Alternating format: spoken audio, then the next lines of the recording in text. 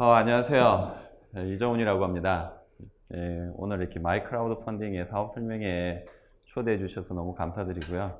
더불어 이제 송진호 대표님이 이제 마이크라우드 펀딩의 대출형 서비스를 이제 진행하게 되는데 많은 아마 격려와 위로들을 해 주실 거라고 제가 생각이 됩니다. 최근에 이제 핀테크라는 책을 우연찮게 2014년부터 기획을 해서 2015년에 핀테크가 이제 좀 생소할 때 책을 출간을 하게 됐어요. 물론 이제 출간하기 전에는 이제 출판사를 핀테크라는 용어를 설명하는 데까지 반년 걸렸습니다. 출판사가 핀테크라는 용어가 뭔지도 모르고, 그리고 핀테크에 대한 의미도 전혀 이해하려고 하지 않았는 그런 IT 출판 회사인데도 불구하고 어떻게 많이 이제 우여곡절 끝에 설득을 해서 이제 핀테크라는 책을 출간을 했는데, 지금은 이제 핀테크와 관련된 주제로 15권의 책이 이제 연속해서 나와 있습니다. 그만큼 이제 많은 이제 사회적으로 핀테크라는 용어가 굉장히 이제 익숙해진 하나의 보통 명사화 되고 있는데요. 그렇게 보통 명사화 되는 데 있어서 어떤 변화가 이렇게 지금 실질적으로 일어나고 있는지에 대한 어떤 배경적인 설명을 제가 좀 드릴까 합니다. 그 배경적인 설명을 통해서 오늘 이제 주인공인 마이크라우드 펀딩 대출형 서비스가 얼마나 지금 글로벌적으로 이슈가 되고 있고, 현재 이제 한국 내에서도 굉장히 많은 각광받고 있는 하나의 서비스군으로 자리매김하고 있는지 더불어 설명을 좀 드리도록 하겠습니다. 제가 설명하기 이전에 같이 한번 생각해 볼 필요가 있을 것 같아서, 우리의 경쟁 상대가 과연 누구일까? 여러분들의 각자 여기 계신 분들이 각자의 경쟁 상대가 내 주변의 업체들일 수도 있을 겁니다. 그리고 또 좀 먼 경쟁 상대가 얘기가 될 수 있는데, 제가 좀 법령적으로 우리의 미래 경쟁 상대가 누구인가 할 때, 이제 나이키라는 회사가 나의 경쟁 상대는 누군가에 대해서 우리 쉽게 생각할 수 있습니다. 신발이니까. 나이키의 경쟁 상대는 한국의 프로스펙스도 될 수가 있고요. 리복이 될 수도 있고, 아디다스도 될 수 있을 겁니다. 근데 실질적으로 보면 나이키의 경쟁 상대가 2006년도에는 아디다스나 리복이나 이런 식의 경쟁이 될 수 있어요. 근데 2014년 넘어가면은 거의 나이키가 글로벌하게 한 60%를 점유하니까 경쟁 상대라고 얘기하기가 좀 애매합니다. 이제 과점 상태죠. 근데 어느 날 닌텐도라는 기계가 나와서 더 이상 운동화를 굳이 신고 운동할 필요가 없이 그냥 실내에서 자유롭게 내가 운동도 할 수 있고 게임도 할 수 있고 너무 많은 것들을 즐길 수 있습니다. 그래서 나이키가 바깥에 신발을 신고 운동을 해야 되는데, 이런 닌텐도 게임을 통해 가지고 운동하는 사람들이 실내로 들어오다 보니까 저걸 어떻게 운동화 쪽으로 연계하면 좋을까라고 생각해서 운동화에 게임의 요소를 넣습니다. 달리는 사람들의 어떤 지금 현재 얼마나 달렸는지, 얼마나 걸었는지 이런 것들을 이제 측정할 수 있게끔 만들고, 그거를 측정했던 내용들을 친구하고 비교할 수 있게끔 만들어 줍니다. 닌텐도를 어느 정도 따라가는 형태로 얘기를 합니다. 근데 실질적으로 보면 이제 지금 닌텐도는 굉장히 많이 이제 적자도 보고 힘들어졌죠. 이제 나이키가 닌텐도를 벤치마킹을 통해서 게임의 요소를 넣고 칩이라는 걸 통해 가지고 뭘 만들어 가지고 나이키가 이제 신발이 아닌 다른 쪽의 영역을 이제 넘어오기 시작합니다. 그러면서 나이키의 CEO가 우리의 경쟁 상대는 여기에 나오는 스티브 잡스의 애플이고 에릭 슈미트의 구글이라고 얘기합니다. 그게 이제 얘기하는 게, 나이키는 건강과 운동을 소재로 하는 iOS 쪽의 플랫폼 회사라고 얘기를 합니다. 그래서 이런 제품을 내놓습니다. 퓨어밴드라는 겁니다. 나이키가 아까 같이 내 신발의 어떤 그 움직이는 걸, 센서를 굳이 운동할 때뿐만 아니라 내가 이제 출퇴근할 때, 대중교통을 이용할 때, 내가 산책을 할 때, 그 모든 것들을 퓨어밴드라는 밴드와 이 밴드의 이제 스마트폰 앱을 통해 가지고 내가 가지고 있는 내 건강에 대한 능력을 헬스케어 쪽에, 의료 쪽하고 연계해 가지고 이 사람의 건강 상태들을 실시간으로 이제 연계할 수 있는 의료와 건강 쪽의 플랫폼 회사다라고 얘기합니다. 그러면서 거기에 2013년에 가장 혁신적인 기업으로 나이키가 선정이 되고, 2015년에 가장 혁신적인 CEO로 나이키 CEO가 선정이 됩니다. 그럼 제가 다시 앞에 들어가면은, 나이키의 경쟁 회사가 지금 엄하게 이제 구글, 애플까지 넘어왔잖아요. 그러면 무슨 말이냐? 우리가 알고 있는 나이키는 신발을 제조해가지고 판매를 하는 회사인데, 나이키의 경쟁 회사가 지금 신발의 어떤 아디다스나 리복이 아니라 우리가 생각지 못했던 애플이나 구글이라고 얘기합니다. 그만큼 어떤 산업의 구조가 지금 진입장벽이 허물어졌고, 그거에 대해서 융합을 통해 가지고 새로운 어떤 환경을 창출을 하고 있습니다. 그런 시대, 우리 그런 시대를 이제 디지털 파괴라고도 얘기하는데, 그런 시대에 우리가 알고 있는 금융이 과연 이 변화에 이제 어느 정도 이렇게 방어를 하고 있을까? 아니면은 금융은 여전히 옛날에 우리의 경쟁 상태는 신한은행이고 국민은행이고 뭐 현대카드고 삼성카드고 그런 얘기를 할까? 한번 생각해 봤으면 좋겠고요. 여기에 계신 여러분들이 여러분들의 경쟁 상대는 과연 지금 내 주변에 있는 그 회사일지, 아니 가까이 있는 내가 어저께까지 경쟁했던 그 회사인지 한번 생각해 봤으면 좋겠습니다. 제가 여기에 금융산업의 위기라는 제목으로 이걸 비교를 해봤습니다. 은행하고 이제 마트입니다. 책에 이제 핀테크라는 책에 나와 있는 내용을 좀 표현을 해봤는데요. 금융의 서비스를 이용한 고객과 마트를 이용한 고객을 출구조사를 해서 만족도 조사를 합니다. 영국의 컨택센터와 영국의 유명한 글로벌 녹취 회사가 요 설문조사를 통해 가지고 어떤 식으로 이제 결과가 만족도를 얘기를 합니다. 근데 제가 재밌는 거는 많은 지금 제가 은행에 임원들 분들한테 특강을 할 때 똑같은 질문을 합니다. 은행을 이용했던 고객과 마트를 이용했던 고객들의 만족도가 누가 더 높겠냐고. 은행에 많은 분들이 거의 대부분이 마트라고 얘기합니다. 은행에 계신 분들조차. 그러면 은행 외에 계신 분들, 우리가 알고 있는 비은행권에 계신 분들, 비금융권에 계신 분들, 제조, 유통, 서비스 다 포함해서 그분들이 누가 더 만족도가 높냐고 하면 거의 열의 열은 마트라고 합니다.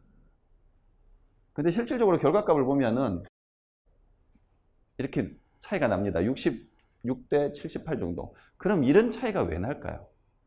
고객이 자기가 원하는 서비스를 다 받았고 그 받았던 고객들한테 설문조사를 한 건데 왜 이런 서비스에 대한 결과값이 나올까요?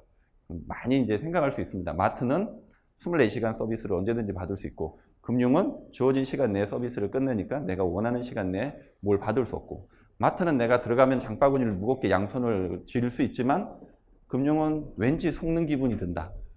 금융에 내가 갔는데 내 돈 들여가지고 내 서비스를 받는데 왠지 이상하게 부탁하는 것 같고 마트에 갔는데 나를 완전히 왕처럼 대우한다. 여러 가지 이유가 있을 수 있습니다.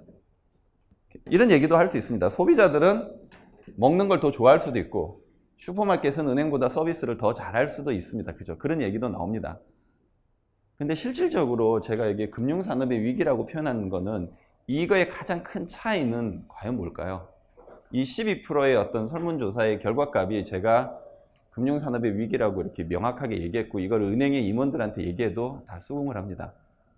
원래는 이제 긴 시간이 있으면 제가 여러분들과 같이 공감을 하겠는데 오늘은 좀 짧은 시간이니까 제가 대신 답을 하도록 하겠습니다. 차이의 원인은 리워드예요.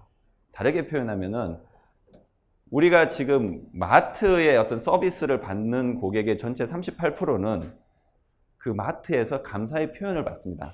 아까 쿠폰을 받는다든지 여러 가지 마트에서 어떤 감사에 대한 표현을 하는데 은행 고객은 은행 서비스를 받았던 고객의 3%만이 그거에 대한 감사를 받고 있습니다. 되게 단순한 차이죠. 어떤 차이죠? 고객을 이해하고 배려하는 거와 고객을 쥐뿔로 알고 있는 거. 그런 차이죠. 이런 설문조사의 결과가 있습니다. 은행이 나를 알아주는 은행원이 있다.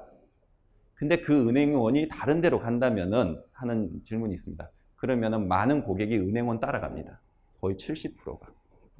더 중요한 거는 70%가 은행의 직원이 알아주는 고객이 없다는 겁니다. 그러니까 나를 알아주는 은행원이 거의 없다라고 보시면 됩니다. 나를 알아주는 은행원이 있다면은 나는 그 은행원을 따라 어느 금융회사든 갈 거다라고 얘기합니다. 이거는 우리나라의 설문조사의 결과가 아니라 유럽에 대한 설문조사 결과인데 아마 우리나라도 유사한 설문조사를 한다면 더 큰 차이가 나지 않을까. 여러분들도 여러분 주변에 은행이나 많은 금융 서비스를 받을 텐데 여러분을 알고 이해해주는 직원이 있는지 한번 생각해 보셨으면 합니다. 이게 지금 실질적으로 여기 보면 고객은 은행을 따라갔습니다. 왜냐하면 은행은 지점을 중심으로 해가지고 우리가 9시에 출근해서 6시에 퇴근을 합니다. 그러면 6시 이후에 어떤 서비스를 받아야 되잖아요. 금융 서비스를 받고자 할 때 은행은 그 6시 이후에 금융 서비스를 받기 위해서 어떻게 했죠? ATM 기기 같은 걸 만들어 놨어요. 그리고 공휴일에 내가 뭔가 문의를 하거나 아니면은 주말 외의 근무 시간 또는 6시 이후에 뭔가가 문의를 할 때는 문의를 하기 위해서 콜센터 같은 걸 만듭니다. 사람들이 인터넷 환경에서 뭔가를 뱅킹을 서비스라고 인터넷에서 굉장히 많은 걸 움직이다 보니까 인터넷 뱅킹을 만듭니다. 최근에는 이제 모바일이라는 스마트폰을 통해서 굉장히 많은 것들의 일상을 이루어지고 있으니까 스마트폰 뱅킹을 만듭니다. 이렇게 ATM을 만들고 컨택센터 텔레뱅킹을 만들고 인터넷 모바일, 최근에는 이제 웨어러블 같은 스마트워치에서 뱅킹을 할 수 있게끔 만듭니다. 우리는 은행이 이렇게 만들어진 시스템을 잘 적응을 합니다. 우리나라의 은행의 콜센터의 재밌는 거는 99.97%가 IVR에서 서비스를 응대를 끝냅니다. 근데 은행의 상담수들이 수백 명씩 있습니다. 3% 정도의 서비스를 하기 위해서 수백 명이 있습니다. 그러면 IVR을 통해서 얼마나 많은 서비스를 하냐면은 1000만 건 이상씩 들어온다고 보면 됩니다, 올해. 우리가 그 기계음에 대해서 얼마나 익숙해져 있어요. 그리고 인터넷 뱅킹에 대해서 우리는 얼마나 다 편하게 쓰고 있습니까? 모바일 뱅킹에 대해서 우리는 어떤 불만 없이 열심히 잘 쓰고 있잖아요. 누가 만들었죠? 은행이 만들어준 거를 우리가 고마워해야 되죠. 그죠? 근데 그렇게 은행이 그런 서비스를 만들다 보니까 어떻게 됐냐면은 우리가 면대면이라고 하는 어떤 사람을 통해서 서비스하는 것들이 굳이 필요 없게 됐어요. 그래서 이번에 2016년도 1분기에 대면과 비대면에 대한 결과값이 나오면 비대면 서비스, 사람을 통해 가지고 서비스하지 않는 비대면 서비스의 확률이 90%가 됩니다. 대면 서비스는 전체 은행 업무의 10%밖에 안 됩니다. 이게 2016년도 올 1분기의 결과 리포트입니다. 10%의 그 대면에 응대를 하기 위해서 지점을 많이 둔다는 게 조금 어폐가 좀 있겠죠. 그래서 최근에 은행들이나 주로 금융사들에 보면은 지점을 통폐합을 하거나 아니면은 지점을 없애버립니다. 거기에 관련된 직원들은 다른 쪽으로 배치를 하겠죠. 어떤 쪽으로 배치하냐면 아웃도어 세일즈라고 해가지고 바깥으로 은행원들을 내보냅니다. 바깥에 나가서 우리 고객 찾아가라고. 왜냐면은 아까 같이 이렇게 면대면에 서비스들이 진행되면서 아까 같이 단 10% 정도의 고객만이 그 은행 지점이나 은행 본점의 직원들과 커뮤니케이션을 통해서 서비스를 받는데 나머지 90%는 이런 시스템 덕분으로 우리가 잘 쓰고 있습니다. 근데 이제 제가 요 앞전에 저는 이제 빅데이터나 이런 CRM 쪽 분석을 했습니다. 제가 모 생명보험사의 2011년도부터 2013년까지 통합된 고객의 불만에 대한 빅데이터 분석을 했는데 재밌는 결과가 나와요. 어떤 결과가 나오냐면 2011년도, 2012년 초에는 내가 뭔가 보험 상품을 들었는데 보험 상품 제일 깁니다. 장기간 보험 상품들이 많습니다. 특히 생명보험은 대부분 다 장기보험입니다. 보험 상품을 들었는데 처음에는 내가 A라는 생명보험사를 들었는데 B 생명보험사의 상품과 서비스에 대해서 금액은 왜 이렇게 내 거하고 비교해가지고 여긴 너무 더 싼데 여긴 혜택이 더 많은데 이런 상품에 대한 특성과 상품에 대한 불만들을 얘기를 했어요. 근데 2012년 넘어가면서는 어떤 식으로 이제 불만이 들어오냐면은 야, 내가 보험 나한테 가입했을 때는 가입했는데 왜 나한테 그동안 연락 안 해? 왜 나한테 관심 안 가져? 야, 한 번만 가입시키면 땡이야? 나한테 관심 좀 가져봐. 클레임의 방향이 바뀝니다. 어떻게 바뀌죠? 관여라는 단어가 나옵니다. 관여. 나한테 좀 관심 가져봐. 나한테. 네가 상품 서비스에 대한 거 비교 안 할 테니까 나한테 관심 가져봐. 나한테 한 번씩 전화해주고 네 보험 상품 잘 돼가고 있고 네 보험 상품에 대해서 이렇게 서비스를 하고 있는 거에 대해서 사람들을 얘기합니다. 그게 뭐냐면은 개인화입니다. 나한테 좀 관심 가져달라고. 나한테 관심 가져달라고 고객은 계속 얘기하고 있습니다. 고객은 나한테 관심 가져달라고 계속 얘기하고 있는데 금융회사는 아까 같이 관심 가져주는 분이 있나요? 아까 금융회사 직원들이 고객을 알지 못해요. 근데 고객은 금융회사 직원이 날 알아만 준다면은 어디든 어느 곳이든 찾아가겠다고 하고 있고 여기에서 이제 심각한 문제들이 이제 도출이 됩니다. 은행에 대한 생각이 이제 변화가 생기는 거예요. 은행에 대한 생각들이 아까같이 이렇게 개인화된 맞춤화된 누가 나한테 더 맞춰줄 수 있는지 누가 나를 더 이해하는지 누가 나한테 원하는 것들을 제시해 줄 수 있는지 이런 쪽으로 아까 같이 고객의 누군가가 나를 알아만 준다면 그걸로 움직인다고 했잖아요. 그리고 지금은 스마트폰이나 이렇게 아까 인터넷이나 이런 환경들이 금융권 내에서 잘 만들어졌기 때문에 내가 기계에 대해서 정말 잘 이용합니다. IVR 시스템을 통해서 음성 나오는 것들을 잘 버튼 눌러서 내가 원하는 서비스 받고 있고 그리고 인터넷을 통해서 내가 원하는 데 이체시키고 조회시키고 송금도 하고 모바일을 통해서 내가 언제든지 그런 거 너무나 잘합니다. 근데 그분들이 지금 얘기하고 있습니다. 날 좀 관심 가져달라고. 날 좀 관심 가져주면 네가 어떤 서비스라든지 난 너한테 관심을 가져줄 마음의 준비를 하고 있는데 과연 지금 금융권에 있는 특히 은행 중심의 금융권들은 그분들을 관심을 가져주고 있는지에 대해서는 약간 좀 의구심이 들어오고 있습니다. 왜냐하면 우리나라 금융은 약간 정부 보호의 규제 산업으로서 이렇게 성장되어 왔고 변화에 대해서 굉장히 둔감해하고 있습니다. 그래서 지금 우리는 금융이 일상생활로 들어왔습니다. 어떻게? 아까 그냥 우리가 인터넷에서 우리가 음악을 다운로드 받듯이 아니면 우리가 그 책을 인터넷에서 구매하듯이 금융도 우리가 인터넷에서 구매하는 게 전혀 문제가 되지 않는 그런 세상이 된 거예요. 그런 세상이 됐고 그 고객들은 자기를 알아주는 금융회사가 어딘지 모르겠지만 그 금융회사를 찾아갈 마음의 준비를 다 만들어 놨어요. 특히 우리나라에서는. 근데 그걸 누군가가 해야 되는데 지금 현재 있는 금융권들은 그거를 제대로 하고 있지 않습니다.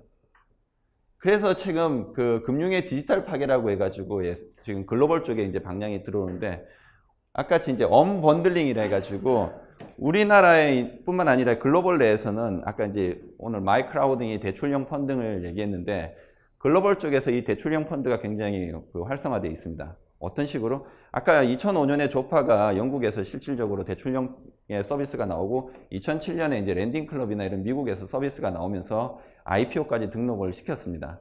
근데 그 회사가 어떤 회사냐면 지금 2007년에 우리나라는 전 세계적으로는 그 금융에 대한 위기가 있습니다. 서브프라임이라는 걸 통해 가지고 금융산업이 위기가 있을 때 지금 우리나라가 지금 그렇습니다. 우리나라가 지금 굉장히 불안하죠. 구조조정 최근에 있었고 거기에 대한 실업이 생기고 가계 소비는 매 분기 계속 문제가 되고 이럴 즈음에 은행들은 아까 같이 정부의 규제 산업이기 때문에 뭔가를 대출을 조이기 시작합니다. 그리고 대출 조건을 많이 이제 컨트롤하기 시작합니다. 그러면 서민이나 개인이나 아니면은 그 자영업자들이 뭔가 내가 운영자금이 필요할 때 대안에 대한 금융에 대한 이슈가 떠오를 수 있습니다. 대안의 금융에 대한 이슈, 은행은 대출을 안 해주니까 나는 지금 운영자금이 필요하고 운영자금에 대해서 대안의 금융을 해가지고 만들어진 게 아까 같이 랜딩클럽이나 그 온덱 이런 P2P 대출형 서비스 업체들입니다. 그런 업체들이 시작은 아까 같이 그 고객에 대한 관심도, 그 고객이 뭘 원하는지 이해를 하고 이해를 하는 건 어떻게 하죠? IT가 너무 많이 발전되어 있다 보니까 그 고객에 대한 여러 가지 유형을 데이터 분석을 통해 가지고 소위 말해서 빅데이터로 데이터 분석을 통해서 그 사람들이 원하는 서비스가 뭔지 그 사람이 원하는 게 뭔지에 대해서 충분한 이해를 가지고 있습니다. 그러니까 그 이해를 바탕으로 해가지고 그분들한테 적절한 어떤 시기에 적절한 금액과 적절한 기간들을 제시를 해줍니다. 그 제시해 준 걸 통해 가지고 쭉 성장이 옵니다. 근데 그런 P2P나 이런 쪽에 대출형 또는 자금 투자 자산관리 쪽이 성장하면 누굴 걸 갉아먹죠? 기존의 은행이 금융에 나와버렸잖아요. 은행의 기존 시장들은 그런 대항금융이 될 수 있는 시장 쪽으로 점점점 분할됩니다. 우리가 백화점을 생각하면 백화점에는 1층에는 화장품 매장이 있고 뭐 카메라 매장도 있고 가전 매장도 있고 굉장히 많잖아요. 이게 우리나라 은행이나 전 세계 은행이 그런 백화점식이라면 그 안에 전문 영역. 카메라도 우리가 백화점 가서 수리하지 않잖아요. 카메라는 전문점에 가서 수리하듯이 이런 전문 영역이 점점 활성화되는 것들이 금융에서 이루어지고 있습니다. 아까같이 대출은 은행에서 주로 하거나 보험회사도 하고 증권회사도 합니다. 근데 P2P 대출, 아까 크라우드 펀딩의 P2P 대출 형태가 나오든가 아니면 크라우드 펀딩의 어떤 기부형이 나오든가 그런 어떤 대항금융들의 서비스가 기존의 금융권의 시장을 잡아먹기 시작합니다. 그게 우리나라는 지금 이제 시작인데 글로벌 쪽에서는 굉장히 많은 그게 이제 그 은행에 실질적으로 그런 어떤 소매금융 특히 소매금융에 대해서는 최소한 2020년도까지 35% 이상의 마진이 빠진다는 설문도 있습니다.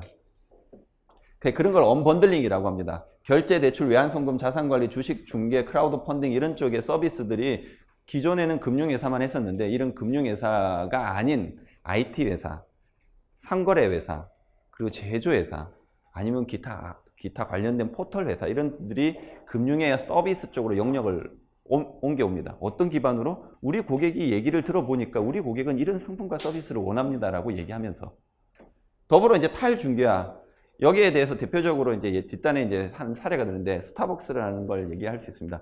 저는 여의도가 사무실이기 때문에 여의도 사무실에 넘어갈 때 그 건널목을 가면 앞에 스타벅스가 있습니다. 스타벅스 가기 전에 주문을 사이렌 오더라고 모바일 앱에서 주문을 합니다. 그러면 긴 줄을 안 쓰고 제가 가면은 그분이 제 이름을 알고 바로 이제 그 커피를 줍니다. 제 이름을 어떻게 알죠?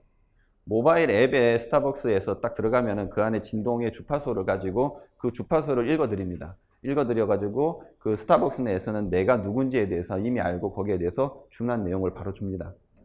그럼 스타벅스가 우리가 알고 있는 결제도 제가 거기서 다 한 거거든요. 모바일에서. 스타벅스가 은행은 아니잖아요. 스타벅스가 금융회사는 더더욱 아니잖아요. 커피 파는 회사잖아요.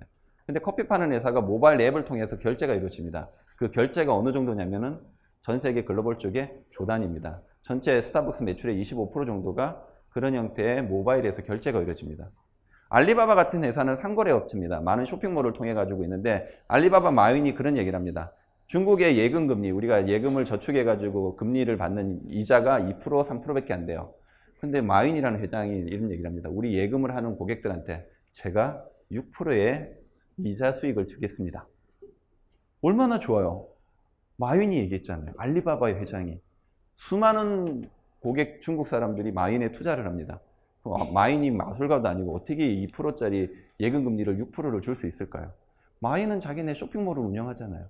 쇼핑몰 사업자들한테 지금 쇼핑몰은 우리가 1000대, 100만 대, 막 수억 개씩 중국에 팔립니다. 근데 그 팔린 물건이 현금으로 돌아올 때까지는 길게는 한 달 이상이 걸려요. 운영자금이 필요한데 운영자금을 돈을 빌리려고 할 때는 10% 이상의 이자를 내면서 빌려왔어요. 근데 마윈이 그 사업자들한테 얘기합니다. 제가 9%로 해드릴게요. 저한테 오세요. 수많은 사업자가 마윈한테 옵니다. 마윈은 앉아가지고 6% 이자를 주고 9%로 받고 있잖아요. 중간에서 3% 마진을 남기죠. 그죠? 마윈, 그 알리바바가 금융회사인가요? 상거래 회사죠. 상거래 회사. 아까 스타벅스가 금융회사인가요? 아니, 커피점이잖아요.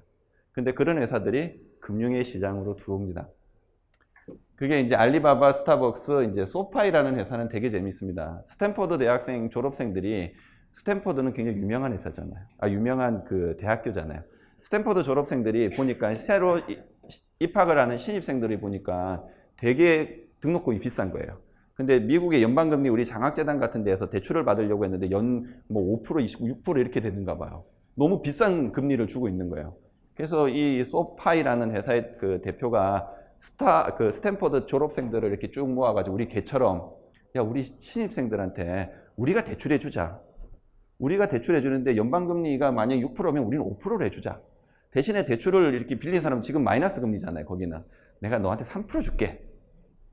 스탠퍼드 출신이니까 뛸 염려는 없을 거다라고 동문들이 생각했나 봐요.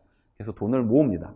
우리 갯돈처럼 모아가지고 신입 그 학생들한테 등록금을 빌려줘요. 그리고 거기는 이제 연방금리가 6%면 5%를 빌려줍니다. 싸잖아요. 우리 졸업생들이 돈을 모아가지고 빌렸으니까 당연히 그쪽에서 돈을 빌리겠죠. 근데 스탠퍼드 출신이잖아요. 지금까지 돈을 안 갚았던 부채율이 0%예요. 지금 현재. 근데 그 스탠퍼드만 써먹었겠어요? 그분이 그대로 가서 하버드도 가서 얘기하는 거죠. 하버드 대학 졸업생들한테. 그것만 갖고 가겠어요? 뭐 더 큰 대학도 가겠죠. 우리나라에서도 그런 대학의 움직임이 있습니다. 뭐 포대, 뭐 서울대 이런 식으로 해가지고. 얼마나 좋아요. 자기 졸업생들, 자기 그 입학생들한테 대출해주고 그분이 졸업해가지고 돈을 안 갚은다 이러면 스탠퍼드 그 선배들이 이분들을 멘토링 합니다. 그래서 어디든 또 넣어줍니다. 목적은 원하잖아요. 대출금 띄면 안 되니까.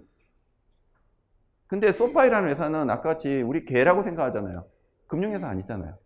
근데 이 소파이라는 회사가 재밌는 게 소프트뱅크의 손정희가 이런 단순한 모델에 1조를 투자를 합니다.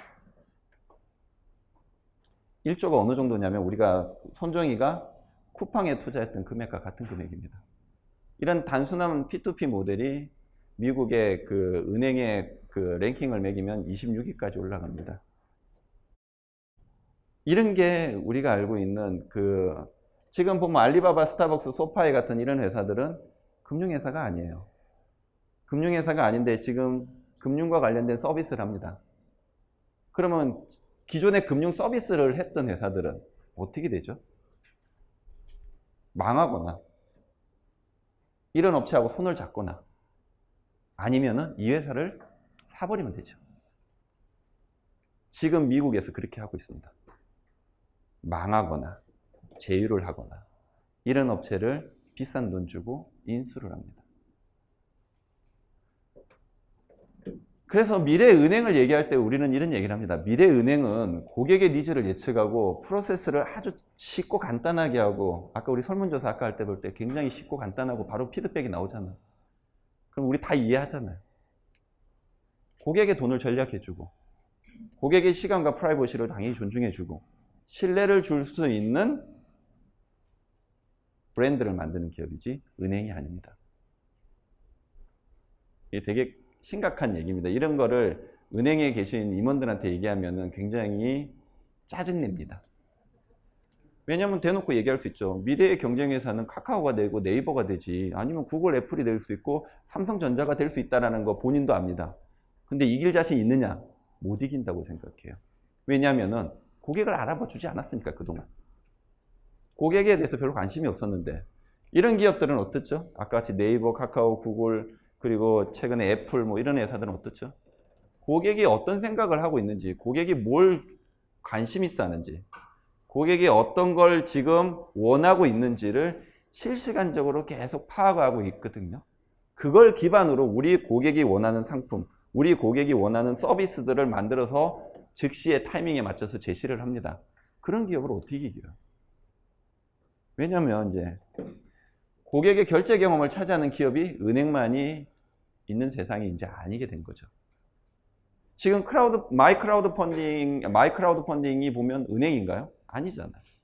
근데 어떻게 보면 담보 대출이라는 대출과 관련된 금융 서비스를 하고 있잖아요.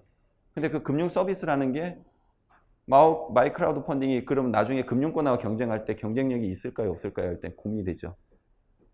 마이 크라우드 펀딩은 거기에 관련해서 소비자에 대한 경험과 소비자들이 생각하는 것들을 충분히 이해하고 그분들이 원하는 어떤 상품과 서비스를 제시를 한다면은 고객을 제대로 이해해 주지 못하는 그런 기업과 경쟁을 했을 때 분명히 차이가 날 거라고 생각합니다.